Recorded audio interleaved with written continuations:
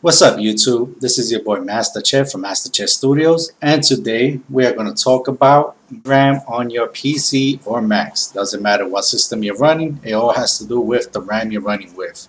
So we're going to compare RAMs that we have between 2 gigabytes, 4 gigabytes, and 8 gigabytes. And as you notice, I got the hair gone, so yes, we're good to go.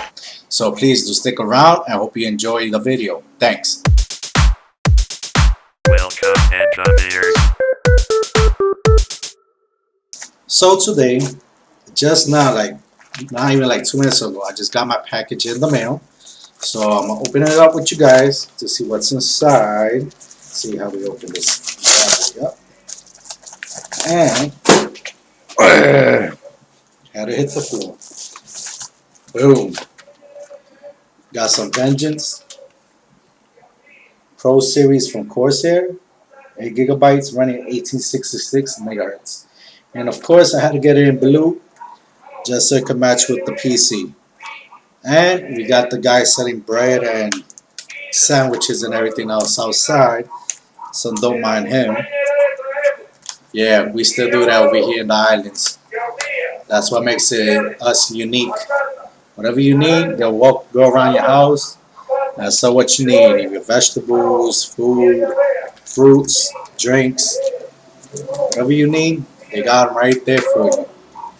Now, as we can continue along, that's sexy. Can't see it closely there, but that is a sexy blue. Just got here today, Pro Series 1866.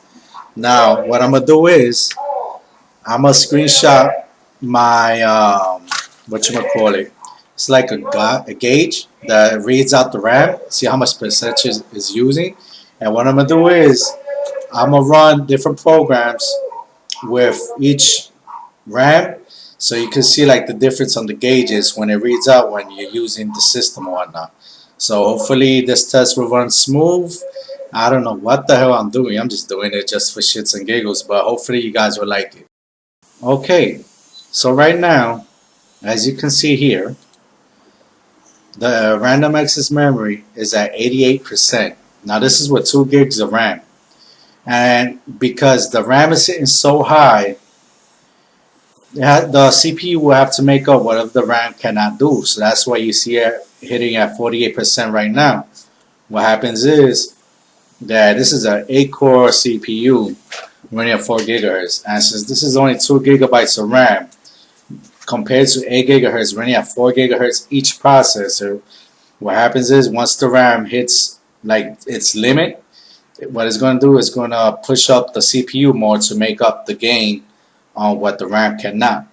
And right now there's only 2 programs running, which is the video capture for the desktop and Power Direct I'm using for the video edits. And look how the CPU and the RAM is already going. Excuse me. It's going just because there's not enough RAM helping the CPU out. So I'm not going to open up Pro Tools or anything else like that because it'll probably crash. So what I'm going to do is I'm going to switch over now to the 4 gigahertz, the 4 gigabytes of RAM, and then check it out, see what happens.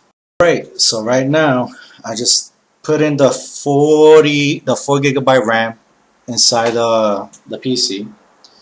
And as you can see right now, same programs are open, which is the Power Director and the video capture. Now as you can see, CPU has dropped significantly and RAM also had dropped significantly. So from 88 that was sitting on the RAM is already at 53%. So right there alone it tells you that more RAM is better. But now let's install 8 gigs of RAM, and if the pattern continues the way I see it, hopefully I can see this drop to around maybe, let's say a 33% maybe, or 23%. Who knows? Let's figure it out now, and hopefully we'll shoot for the best. Alright, so I just stuck in the second RAM. Now we have 8 gigabytes of RAM inside the system. And as you can tell, more or less the estimate that I gave it hitting at 29%, and the CPU is at 30%, going 28 average. And as you can see, still the same programs are open, which is the Power Director and the Video Capture.